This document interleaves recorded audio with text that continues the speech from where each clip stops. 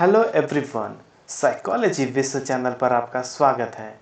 आज हम लोग डिस्कस करेंगे SOR मॉडल, ये जिसको स्टिमुलस ऑर्गेनिज्म रिस्पांस मॉडल और हिंदी में उद्दीपक प्राणी अनुक्रिया सूत्र या मॉडल कहा जाता है।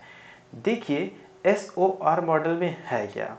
SOR मॉडल को अगर हम शुरुआत से इसकी कुछ कहानी बताएं तो इसको इस तरीके से समझ सकते हैं कि जैसे हम लोग हैं, हम इंसान हैं या कोई भी प्राणी है, कोई भी जीव है, तो वो कभी जीरो में नहीं रहता है ना, वो वैक्यूम में नहीं रहता। वो कभी ना कभी हर समय किसी न किसी इन्वायरमेंट से या किसी न किसी स्टिमुलस से वो प्रभावित होता रहता है, स्टिमुलेशन उसको मिलता रहता है और जिस भी इन्वायरमेंट में वो रह रहा है उस स्टिमुलस के प्रति वो रिस्पॉन्स भी करता रहता है ना। तो इस तरीके से हम कह सकते हैं कि जो व्यक्ति की या मनुष्य की जो रिस्पॉन्सेस होते हैं, व्यवहार होते हैं, वह उस वातावरण के उद्दीपकों के प्रति होता है। ठीक है, अब जैसे कि मान लीजिए आप इस ऑनलाइन क्लास में बैठे हैं, आप इस लेक्चर को सुन रहे हैं, तो आपका टेंशन पूरा लगा हुआ है क्लास में। ठीक है, हो सकता है आप इसको नोट डाउन भी कर रहे हो, है ना। तो आपका क्या है कि पूरा का पूरा जो फोकस है इस वीडियो, ये जो वीडियो है ये आपका स्टिमुलस हुआ, ऑर्गेनिज्म आप हुए, और जो आप नोट डाउन कर रहे हैं या आप ध्यान से सुन रहे हैं ये हो गया आपका पूरा का पूरा रिस्पांस। तो इसी पूरे कंटेंट को बोला गया है, इसी पूरे मॉडल को बोला गया है SOR मॉडल। देखिए, इसको R=FSO भी बोला जाता है, यानी कि response is the function of stimulus and organism, यानी कि जो भी व्यक्ति का रिस्पांस होता है वो किस तरह आधार पे होता है, जो दीपक है, स्टिमुलस है और प्राणी है। भाई बिना प्राणी और बिना स्टिमुलस के कोई व्यवहार होगा ही नहीं, है ना। साइकोलॉजी में तो हम तो प्राणियों की ही बात करते हैं। और SOR मॉडल को दिया किसने था, तो SOR मॉडल को देने वाले हैं RS वुडवर्थ।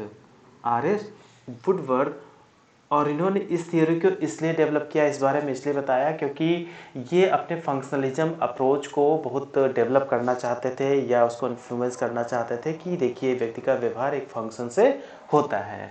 तो यहाँ पर कह सकते हैं इसको, ये बेसिकली एक मैथमेटिकल टेक्निक है फार्मूला लिखने का कि R= function of stimulus and organism. तो इस थ्योरी को दिया गया था 1929 में। ठीक है, तो ये पूरी की पूरी कहानी है इनकी। फिर उसके बाद इसी थ्योरी में थोड़ा सा इम्प्रूवमेंट किया गया।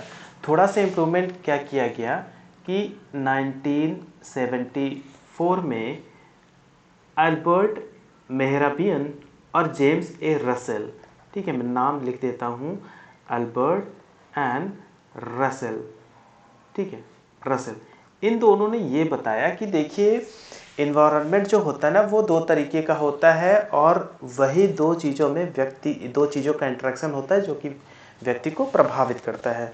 तो इनकी थ्योरी में जो स्टिमुलस है वो सेम है, ऑर्गेनिज्म भी सेम है, रिस्पांस भी सेम है, लेकिन इन्वायरमेंट के बारे में ये कहते हैं कि जो इन्वायरमेंट होता है ना वो दो तरीके का होता है। एक तो है इंटरनल और दूसरा है एक्सटर्नल। इंटरनल यानी कि आंतरिक और दूसरा है आपका एक्सटर्नल। ठीक, इंटरनल एंड एक्सटर्नल। तो इंटरनल इन्वायरमेंट का क्या मतलब है, जैसे कि भाई आपके जो थॉट प्रोसेस हैं, ठीक है, आपकी जो फीलिंग्स हैं, ठीक है, आपके जो बायोलॉजिकल ऑर्गन्स हैं, ठीक है, आपका जो ब्लड केमिस्ट्री है, इन सारी चीज़ों को अल्बर्ट और रसेल ने बताया कि आपके इंटरनल एनवायरनमेंट है। एक्सटर्नल एनवायरनमेंट वो है जो कि आपको एक्सटर्नली प्रभावित करता है, जैसे कि मान लेते हैं टेम्परेचर हुआ, आप जिस माहौल में हैं, आपका क्लासरूम हुआ या कहीं आप हैं तो नॉइज़ हुआ, आप शादी बारात में गए हैं तो वहाँ पर अच्छी अच्छी खाने पीने की चीज़ रखी है, अच्छा आपके मनपसंद गाना बज रहा है, तो क्या है इस जगह पे आपका जो भी है वो एक्सटर्नल एनवायरनमेंट होता है। तो ये कहते हैं कि व्यक्ति का जो व्यवहार होगा, ठीक है, रिस्पॉन्स होगा व्यक्ति का, वो इन्हीं दोनों फैक्टर से प्रभावित होकर होगा। किन दोनों फैक्टर से, एक इंटरनल एनवायरनमेंट और एक्सटर्नल एनवायरनमेंट के इंटरैक्शन से व्यक्ति का रिस्पॉन्स जो है वो प्रभावित होगा। इसको एक और बढ़िया सा एग्जाम्पल लेके समझ सकते हैं कि एक्सटर्नल और इंटरनल क्या है। मान लीजिए कि दो व्यक्ति हैं, ठीक है, दो व्यक्ति हैं ए और बी, ठीक है। अब ए और बी क्या है कि ए को भाई मीठा खाना पसंद है, ए जिसको भाई गुलाब जामुन बहुत पसंद है, और बी जिसको रॉक टाइप या डांस क्लब वाले गाने बहुत पसंद है, उसको मीठे मीठे से कोई मतलब नहीं है। अब हुआ क्या है कि इन दोनों को, या ये दोनों एक साथ शादी में गए हैं, ये दोनों एक साथ शादी में गए हैं। अब वहाँ पर शादी में गए हैं तो ढेर सारी मिठाइयाँ रखी होंगी और गाना वगैरह भी बज रहा होगा। तो यहाँ पर देखिए, इसको ए को गुलाब जामुन पसंद है, ठीक है, ये इसका कह सकते हैं कि लाइक डिसलाइक है, ठीक है, जो भी उसका टेस्ट है ये उसका इंटरनल इन्वायरमेंट को दर्शाता है। किसी को डांस क्लब वाले म्यूजिक पसंद है, या और कह सकते हैं रॉक टाइप की म्यूजिक पसंद है, ये उसका लाइकिंग डिसलाइक, उसका इंटरनल इन्वायरमेंट।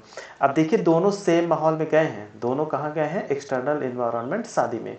लेकिन यहाँ पर क्या है, जो डांस क्लब जिसको टाइप के गाने जिसको पसंद हो, वो उसका ध्यान भाई डीजे की तरफ जाएगा और वो सोचेगा जाकर थोड़ा दो चार ठुमके लगा लूँ, रील वील बना लूँ। और जिसको गुलाब जामुन पसंद है, अरे यार छोड़ो गाने वाने छोड़ो, चलते हैं पहले बढ़िया बढ़िया मिठाई खाते हैं, गुलाब जामुन रखा होगा तो पहले दो चार गुलाब जामुन फाँकते हैं, उसके बाद फिर देखा जाएगा, है ना। तो यहाँ पर शादी का जो माहौल है वो क्या है, स्टिमुलस है, ठीक है। ये दोनों ए और बी क्या है, ऑर्गेनिज्म है, और उनको एक गया मिठाई की तरफ, एक गया डीजे की तरफ, ये इनका रिस्पॉन्स है। और इंटरनल इन्वायरमेंट क्या है आपका, इंटरनल इन्वायरमेंट क्या हुआ, जो कि उसकी लाइकिंग और डिसलाइकिंग है। एक्सटर्नल इन्वायरमेंट जो है उसकी शादी वगैरह का। तो इस तरीके से पूरा SOR मॉडल काम करता है। इसको अपडेट किया गया और इसको बोला गया response is the function of organism, stimulus and environment. तो ये थी पूरी की पूरी SOR मॉडल। तो उम्मीद करते हैं कि आप लोग समझ गए होंगे। और हाँ, एक और बात, अगर आप साइकोलॉजी फील्ड से जुड़े हैं, चाहे यूपी टेट की तैयारी कर रहे हो, चाहे DSSB की तैयारी कर रहे हो, नेट JRF या जिस चीज़ की भी तैयारी कर रहे हो, इस पर साइकोलॉजी आता हो, तो चैनल को ज्वाइन जरूर कीजिएगा, क्योंकि क्वालिटी कंटेंट मैं प्रोवाइड कराने की कोशिश करता हूं आपको। और दूसरी चीज़ ये है कि मैं कभी भी फेक बैनर या मिसलीडिंग कंटेंट्स नहीं डालता, जिससे कि जो भी एस्पिरेंट्स हैं उन सबको किसी भी प्रकार का भ्रम ना हो। जैसे कि कुछ होता है ना कि कवर पेज लगा दिया, आज एग्जाम होने वाला है, रिजल्ट आ गया, ठीक है, इतने सारे लोग फेल हो गए। तो ये फालतू के कवर पेज आपको इस चैनल पर कभी भी देखने को नहीं मिलेंगे। तो चैनल को ज़रूर सब्सक्राइब कीजिएगा, क्योंकि क्वालिटी कंटेंट आपको यहीं पर मिलेंगे। Thank you so much.